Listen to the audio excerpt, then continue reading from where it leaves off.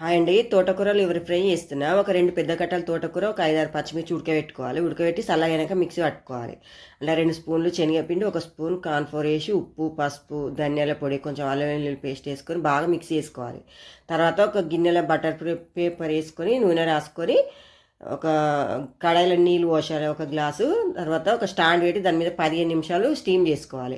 Butter paper లేకపోయినా నూనె రుద్ది ఒక గిన్నెలో పెట్టుకోవచ్చు. తర్వాత ఇక 15 నిమిషాల తర్వాత ఇట్లా మంచిగా కేక్ లాగా వస్తుంది. తర్వాత ఒక 2 స్పూన్లు ఆయిల్ వేసి అవి మంచిగా క్రిస్పీగా అయ్యే వరకు ఫ్రై చేసుకోవాలి. తర్వాత మళ్ళీ అదే నూనెలో 2 ఎండుమిర్చి, జీలకర్ర ఆవాలు, 2 పచ్చిమిర్చి వేసుకొని ఉల్లిగడ్డ వేసుకొని ఫ్రై అయిన తర్వాత పసుపు వేసుకోవాలి. కొంచెం ఫ్రై అయినాక అల్లం వెల్లుల్లి పేస్ట్ వేసుకొని పచ్చివాసన వరకు ఫ్రై చేసుకోవాలి. తర్వాత 2 టమాటాలు ప్యూరీ వేసుకోవాలి, ఉప్పు వేసుకోవాలి, కారం వేసుకోవాలి, ధనియాల పొడి వేసుకోవాలి, కొంచెం పసుపు వేసుకొని మంచిగా ఫ్రై అయిన తర్వాత వాటర్ వేసుకొని కొంచెం మసిలినాక లివర్ వేసుకోవాలి. తోటకూర లివర్, కస్తూరి మెతి వేసుకోవాలి.